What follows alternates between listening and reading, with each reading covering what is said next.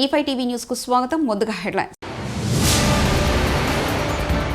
సభా కార్యక్రమాలకు సహకరించండి అఖిలపక్షంలో కోరిన స్పీకర్.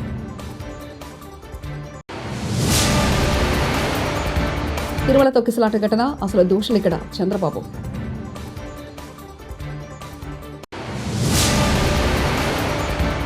$50,000 కోట్ల దగ్గర మొదలై 12,000 కోట్ల దగ్గర ముగిసింది కేటీఆర్.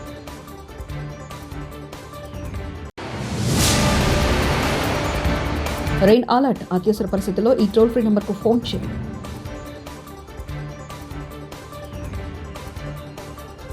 సభా కార్యక్రమాలకు సహకరించండి అఖిలపక్షంలో పార్లమెంట్ సభా కార్యక్రమాలు సజావుగా ముందుకు సాగని క్రమంలో కీలక పరిణామం చోటు చేసుకుంది. వివిధ పార్టీల నేతలతో లోక్సభ స్పీకర్ ఓం బిర్లా శుక్రవారం నాడు తన ఛాంబర్లో సమావేశం జరిపారు. సోమవారం నుంచి సభా కార్యక్రమాలకు ఎలాంటి అవాంతరాలు లేకుండా సాగేందుకు సభ్యులంతా సహకరించాలని స్పీకర్ కోరారు. గత 5 రోజులుగా సభ పదే వాయిదా పడుతుండటంతో స్పీకర్ ఆవేదన వ్యక్తం చేశారు. కీలకమైన ప్రశ్నోత్తరాల సమయంలో డీకోరం ప్రాధాన్యతను గుర్తించాలని కోరారు. కేంద్ర పార్లమెంటు వ్యవహారాల శాఖ మంత్రి కిరణ్ రిజిజు, లోక్సభలో ప్రతిపక్ష నేత రాహుల్ గాంధీ, కాంగ్రెస్ అధ్యక్షుడు మల్లికార్జున ఖర్గే తదితరులు ఈ సమావేశంలో పాల్గొన్నారు. దళిత నాయకుడు సాయిలు బట్టలిప్పి అవమానించినట్లు రేపు స్థానిక సంస్థల ఎన్నికల్లో మీరు కాంగ్రెస్ పార్టీ బట్టలిప్పి బుద్ధి చెప్పాలి కేటీఆర్. కానీ ఆయన మాత్రం ఏమలాడ గుడికోతే రేవంత్ రెడ్డి పెట్టిన తిన్న బువ్వ ఖర్చు ఎంతో తెలుసా? ప్లేటుకు $135,000 రూపాయలు. ఏం తినిపాడో నాకైతే తెలియదు. బంగారం తినడా, వాడు వెండి తినడా? ఒక ప్లేటుకు $135,000 అట. ఆ అందగాతలందరినీ పిలిచిండు చూడు, మిస్ బాళ్ళు అనేది పెట్టిండు. సుందరాంగులను పిలిచిపెట్టిన భోజనానికి ఆయన ఖర్చు ఎంత ఎరికైనా ప్లేటుకు ఒక్కొక్కల బువ్వకు 1,00,000. మరి 1,00,000 సుందరాంగులకు పెడతావు, నువ్వు ఎమ్లవాడకు వచ్చి తింటే $135,000 అవుతుంది. మా పొరగంలో కనీసం $100 మంచి భోజనం పెట్టేస్తలేదా నీకు? లేవా పైసలు? బయట వాళ్ళకు పెట్టడానికి మస్తుగుంటాయి. కానీ మన పిల్లలకు 6.5 లక్షల మంది పిల్లలు 1,022 గురుకుల పాఠశాలల్లో కేసీఆర్ గారు పెడితే, ఇదే ప్రవీణ్ కుమార్ గారు అద్భుతంగా నడిపిస్తే ఆనాడు ఎట్లుండే పరిస్థితి, ఇవాళ ఎట్లయింది మన గురుకులాలు ఆలోచన చేయండి. మీటింగ్ పెట్టిండు, బ్యాంకులు 50,000 కోట్లు కావాలి సార్ అని చెప్పారు. చెప్తే గుడ్లు తేలేసిండు. మామూలు ఇదేదో పెద్ద గుణ కథ తెలివగా చెప్పినా ఇరుక్కపోయినా ఏం చేయాలని చెప్పి తెల్లారెక్కడో మీటింగ్ పోయి ముందు రోజు బ్యాంకులు 50,000 కోట్లు అని చెప్తే ముఖ్యమంత్రి అంటాడు, ఏమున్నదా కడుపు కట్టుకుంటే ఒక్క సంవత్సరం 40,000 కోట్లు కట్టేయచ్చు, కడుపు కట్టుకుంటే ఎడమ చేత్తో ఇచ్చేయచ్చు 40,000 కోట్లు అన్నాడు. 40,000 కోట్లకు ఆయన 10,000 మింగేసిండు తెల్లారి వరకు. మళ్ళా తెల్లారో మర్నాడు కేబినెట్ మీటింగ్ పెట్టిరు, మంత్రులందరూ కూర్చొని తెల్లారు కేబినెట్ లా 40,000 కోట్లు కాదు 31,000 కోట్లే అన్నారు. మళ్ళా 9,000 మింగింది, 31,000 కోట్లు అన్నారు. సరే అది కూడా ఏందో చూద్దాం అనుకుంటుంది. మళ్ళా మేమందరం, నేను ప్రశాంత్ అన్న అసెంబ్లీకి పోయినాం, సీనన్న కౌన్సిల్కి పోయినాం. పోతే బడ్జెట్ పెట్టిరు. బడ్జెట్ లో చూస్తే 26,000 కోట్లే అన్నారు. మళ్ళా 5,000 కోట్లు మింగింది. ఏడవైనరబై ఇవన్నీ అనుకుంటే మళ్ళా తెల్లారో మర్నాడో ఆయన నెలకో 2 నెలలకో ఆ ఉప ముఖ్యమంత్రి గారు చెప్తున్నాడు, బ్యాంకులతో మాట్లాడుకుంటే ఇంగ్లీష్ లో చెప్తున్నాడు, మనము పైసలు వేసినాము కానీ మొత్తం అందలేదు అన్నాడు. ఎంత వేసినామని చెప్పిండు ఎరికేనా? 12,000 కోట్లు. కథ మొదలైంది 50,000 కోట్ల కాడ, కథ ముగిసింది 12,000 కోట్ల కాడ. అంటే మరి 38,000 కోట్లు ఏడవైనాయి, ఎక్కడికి పోతున్నాయి? ఎటు పక్క మాట టకీ మనం పడుతున్నాయి అన్నాడు. టకీ మన ఒక రాహుల్ గాంధీ ఖాతాలో మాత్రం జోరుదారు పడుతుంది. టకీ మన మూటలు మాత్రం ఢిల్లీకి పోతున్నాయి. తిరుపతిలో జరిగిన తొక్కిసలాట ఘటనపై కంటి తుడుపు చర్యలకు చంద్రబాబు ప్రభుత్వం జ్యుడిషియల్ కమిషన్ ఏర్పాటు చేసిందని మాజీ మంత్రి టీడీటీ మాజీ చైర్మన్ భూమన కరుణాకర్ రెడ్డి ఆరోపించారు. ఏడాది జనవరి 8వ తేదీన వైకుంఠ ఏకాదశి దర్శన టికెట్లు జారీ సందర్భంగా జరిగిన తొక్కిసలాట ఘటనపై విశ్రాంత న్యాయమూర్తి ఎం సత్యనారాయణమూర్తి కమిషన్ ఆధ్వర్యంలో జరిగిన విచారణపై భూమన మీడియాతో మాట్లాడారు. మాకందరికీ కూడా ఈ దర్శనం కల్పించినారు అని వేణోళ్ల పొగిడిన సంగతి అందరికీ తెలిసింది. కూటమి ప్రభుత్వం అధికారంలోకి వచ్చిన తరువాత ఈ క్యూ లైన్లలో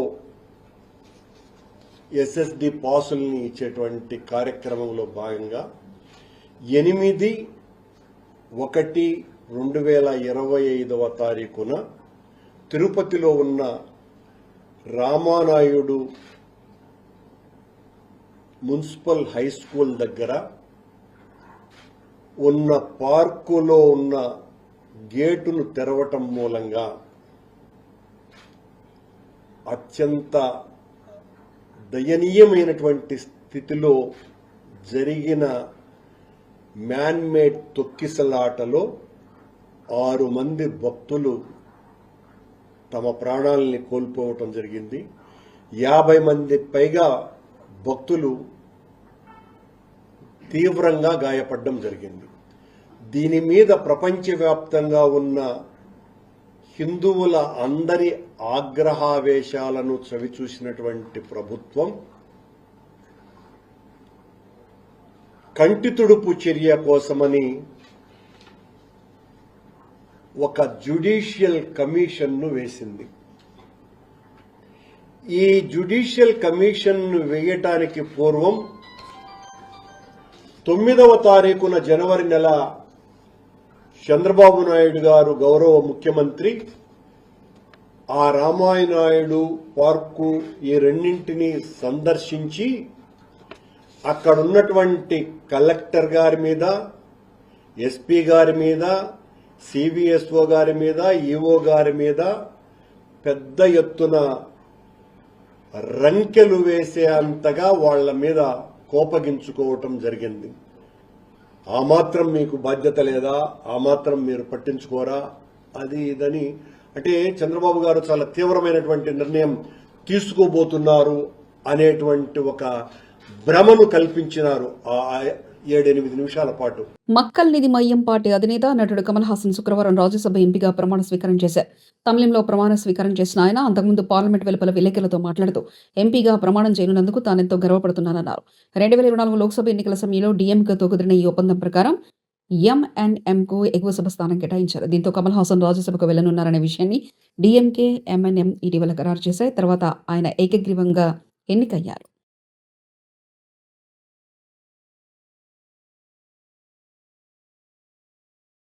బంగాళాఖాతంలో ఏర్పడిన వాయుగుండ కారణంగా కోస్తాంధ్రలో భారీ వర్షాలు కురిసే అవకాశం నేపథ్యంలో రాష్ట్ర ప్రభుత్వం అప్రమత్తమైంది. హోం విపత్తు నిర్వహణ శాఖ మంత్రి అనిత వాతావరణ పరిస్థితులపై సమీక్ష నిర్వహించారు. ఈ సమీక్షలో విపత్తు నిర్వహణ సంస్థ ఎండి ప్రఖర్ జైన్ సిబ్బందితో ప్రస్తుత పరిస్థితులపై ఆరా తీశారు. వాయుగుండం పశ్చిమ బెంగాల్, బంగ్లాదేశ్ తీరాలకు తాకే అవకాశం ఉందని వాతావరణ శాఖ తెలిపింది. రానున్న 24 గంటల్లో పశ్చిమ బెంగాల్, ఉత్తర ఒడిశా, జార్ఖండ్ వైపుగా ఇది కదిలే అవకాశం ఉన్నట్లు వెల్లడించారు. ప్రజల తలరాతలు మార్చే నాయకుడు చంద్రబాబు అయితే తలకాయలు తీసే వ్యక్తి జగన్ అని మంత్రి నిమ్మల రామనాయుడు అన్నారు. తిరుపతి నియోజకవర్గంలో నిర్వహించిన సుపరిపాలనలో తొలి అడుగు కార్యక్రమంలో మంత్రి నిమ్మల పాల్గొన్నారు. నాయకుడు అంటే రక్షించేలా ఉండాలి కానీ జగన్లా చంపేసే విధంగా ఉండకూడదని వ్యాఖ్యానించారు. పట్టణానికి వెళ్ళినా, ఏ గ్రామానికి వెళ్ళినా, ఏ గడప తొక్కినా కూడా ప్రజలందరూ కూడా చాలా బాగుంది పరిపాలన అని చెప్పి మరి ప్రజలందరూ కూడా మెచ్చుకుంటున్నటువంటి పరిస్థితి. ఈ సంవత్సరం కాలంలోనే ఇంత పెద్ద ఎత్తున సంక్షేమాన్ని కొనసాగించుకుంటూ మరి ఈ నెలలోనే లేదా వచ్చే నెలలో కేంద్రం ఎప్పుడు నిధులు వాళ్ళ వాటా మంజూరు చేసిన వెంటనే అన్నదాత సుఖీభావ కింద కూడా రైతుకి 20,000 రూపాయలు పెట్టుబడి సాయం అందించేటువంటి కార్యక్రమాన్ని కూడా మరి కేంద్రంతో కలిపి మరి ఇమీడియట్లీ అది కూడా శ్రీకారం చుట్టబోతూ ఉన్నాం. అదేవిధంగా రేపు ఆగస్టు 15వ తేదీ నుంచి మహిళలు మరి ఉచితంగా ఆర్టీసీ బస్సు సౌకర్యం కల్పించబోతూ ఉన్నాం. అంటే ఇంత పెద్ద ఎత్తున సంవత్సరం కాలంలోనే ఆర్థిక పరిస్థితి సహకరించకపోయినప్పుడు కూడా ఇంత పెద్ద ఎత్తున సంక్షేమ కార్యక్రమాలు చేయడంతో పాటు మరొక పక్క అభివృద్ధి కార్యక్రమాలు కూడా. ఎందుకంటే మీరందరూ కూడా చూస్తూ ఉన్నారు, ఏదైతే మరి ఆ రోజు అమరావతి కాదు 3 ముక్కలు అన్నాడు. మరి ఆ 3 ముక్కల్లో ఏ ముక్కలైనా సరే ఒక్క ఇటుక ముక్క పెట్టలేనటువంటి పరిస్థితి ఉంది. కానీ ఈరోజు మళ్ళీ రాజధాని లేనిటువంటి రాష్ట్రానికి మళ్ళీ అమరావతిని వేళ రాజధాని నిర్మాణం పూర్తి చేస్తూ ఉన్నాం. ఇంకొక పక్క పోలవరం ఆ రోజు ముంచేసినటువంటి పరిస్థితి. మళ్ళీ ఈరోజు ఆ పోలవరాన్ని 2027 డిసెంబర్ కల్లా పూర్తి చేసే లక్ష్యంతో ఈవేళ పనిచేసి ఇటు రాయలసీమకి అటు ఉత్తరాంధ్రకి కూడా ఆ గోదావరి వరద నీరుని ఈవేళ అందించబోతేటువంటి ప్రక్రియకి ఈవేళ శ్రీకారం చుడుతూ ఉన్నాం. ఎన్నో పరిశ్రమలు గత 5 సంవత్సరాల పాలనలో మరి విసిగెత్తి ఈయన కక్షలకి భయపడి వెళ్ళిపోయినటువంటి పరిస్థితి. ఒక లూలు కానీ, ఒక కియో ఎక్స్టెన్షన్ కానీ, ఒక అమర్ రాజా కానీ, ఒక జాకీ కానీ, ఇట్లా ఎన్నో కంపెనీలు ఏదైతే రాష్ట్రం వదిలిపోయాయో మళ్ళీ ఆ పరిశ్రమలు పారిశ్రామికవేత్తలు అందరినీ తీసుకొచ్చి మళ్ళీ రాష్ట్రంలో ఉపాధి ఉద్యోగ అవకాశాలు ఈరోజు మళ్ళీ కల్పించేటువంటి ప్రక్రియకి మనం శ్రీకారం చుడుతూ ఉన్నాం. స్టీల్ ప్లాంట్ ప్రైవేటీకరణ కాకుండా కాపాడుకోగలిగాం, రైల్వే జోన్ను సాధించుకోగలిగాం, మెట్రోలను తీసుకురాగలుగుతూ ఉన్నాం. అంటే ఇంత పెద్ద ఎత్తున ప్రజలు అర్థం చేసుకుంటూ ఉన్నారు. కష్టంలో ఆర్థిక పరిస్థితి ఉన్నటువంటి స్థితిలో కూడా మరి ఇటువంటి స్థితిలో కూడా ఇంత పెద్ద ఎత్తున సంక్షేమం ఇస్తూ ఉంది, ఇంత పెద్ద ఎత్తున అభివృద్ధి చేస్తూ ఉన్నారు. ఇది మంచి ప్రభుత్వం అని వేళ ప్రజలందరూ కూడా ఈ సంవత్సర పాలన పట్ల ఆశీర్వాదం అందజేస్తున్నారని చెప్పి తెలియజేసుకుంటూ మరి మీ ద్వారా కూడా ఈవేళ ప్రజలకు కూడా విజ్ఞప్తి చేస్తూ ఉన్నాం. ఎందుకంటే ఈవేళ తలరాతలను మార్చేటువంటి నాయకుడికి ఈవేళ చంద్రబాబు నాయుడు గారు పనిచేస్తూ ఉంటాయి. తలకాయల్ని తీసేటటువంటి వ్యక్తిగా ఈవేళ జగన్మోహన్ రెడ్డి రాష్ట్రంలో పనిచేస్తున్నటువంటి పరిస్థితిని దయవుంచి మీరందరూ కూడా గమనించమని కోరుతూ ఉన్నాం. ఎందుకంటే మీరు చూస్తూ ఉన్నారు ఈవేళ ఇంత అభివృద్ధి ఇంత సంక్షేమంతో రేపు 2047 కల్లా మళ్ళీ తెలుగు జాతి ప్రపంచంలో నెంబర్ 1 స్థానంలో నిలపాలనేటువంటి ఆలోచనతో చంద్రబాబు నాయుడు గారు మీ తలరాతలు మార్చేటువంటి విధంగా పనిచేస్తూ ఉన్నారు. జగన్మోహన్ రెడ్డి గారు ఒక కక్షతో అంటే 2024లో ఈ ఆంధ్రప్రదేశ్ రాష్ట్ర ప్రజలు నన్ను ఓడించారనేటువంటి కక్ష ఈరోజు ప్రజల మీద, రాష్ట్రం మీద, తెలుగు జాతి మీద కూడా పెట్టి ఈవేళ ఈ రాష్ట్రాన్ని ధ్వంసం చేయాలి, ఈ రాష్ట్ర భవిష్యత్తును విధ్వంసం చేయాలనేటువంటి ఆలోచనతో ఎప్పటికప్పుడు కుట్రలు పన్నుతూ అలజడులు సృష్టిస్తూ శాంతి భద్రతలకు వివఘాతం కలిగిస్తూ మళ్ళీ ఈ పరిశ్రమలు, పారిశ్రామికవేత్తలు ఈ ఆంధ్రప్రదేశ్ రాష్ట్రం రావాలి అని అంటే భయపడేటువంటి విధంగా ఈరోజు కూడా అడుగుతున్నారు పారిశ్రామికవేత్తలు. మీ రాష్ట్రంలో పెట్టుబడులు పెట్టాలని అంటే జగన్ మళ్ళీ రాడని గ్యారంటీ మీరు ఇవ్వండి అని అడుగుతేటువంటి పరిస్థితి. అంటే ఇటువంటి స్థితి వేళ జగన్మోహన్ రెడ్డి రాష్ట్రంలో కల్పిస్తున్నటువంటి పరిస్థితి. అందుచేతే అటువంటి జగన్మోహన్ రెడ్డి గారు లాంటి వ్యక్తి ప్రజాస్వామ్యంలో ఉండడానికి కూడా అనర్హుడు, రాజకీయాల్లో ఉండడానికి కూడా అర్హత లేదు. అటువంటి వ్యక్తి అవసరం లేదు ఈ రాష్ట్రానికి అనేటువంటి విషయాన్ని ప్రజలందరూ కూడా గుర్తించమని కోరుతూ ఉన్నాం. ఎందుకంటే ఎవరైనా ఒక రాజు అయినా ఒక పాలకుడైనా రాష్ట్రాన్ని కాపాడేవాడై ఉండాలి, ప్రజలను రక్షించేవాడై ఉండాలి, మరి మనందరికి కూడా రక్షణ కల్పించేటువంటి ఉండాలి తప్ప భక్షించేవాడై ఉండకూడదు.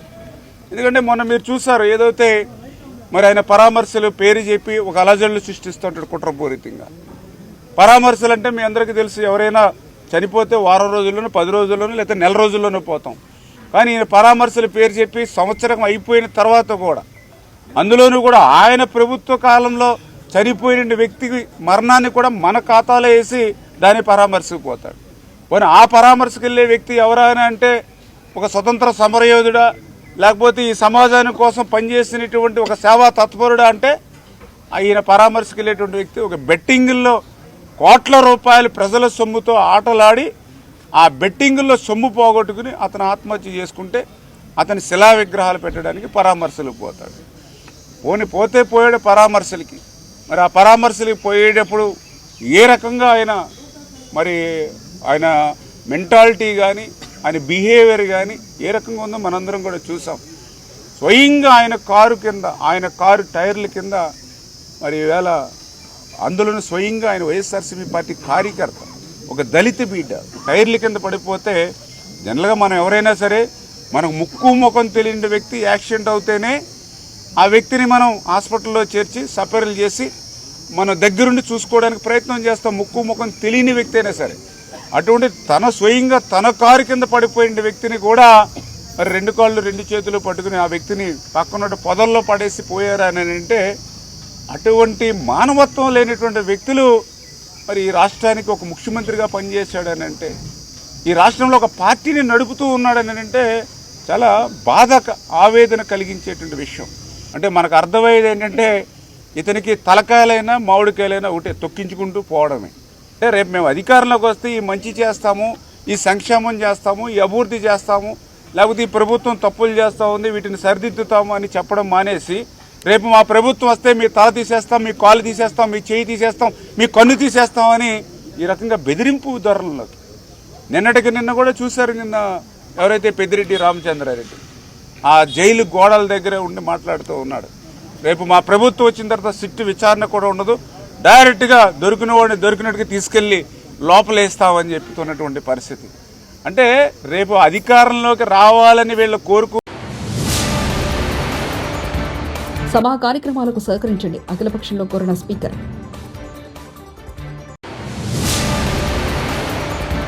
తిరుమల తొక్కిసలాట ఘటన అసలు దోషులిక్కడ చంద్రబాబు.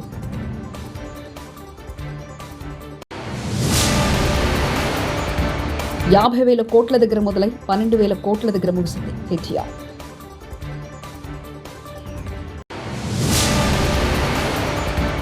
రెయిన్ అలర్ట్, అత్యవసర పరిస్థితుల్లో ఈ టోల్ ఫ్రీ నెంబర్కు ఫోన్ చేయండి.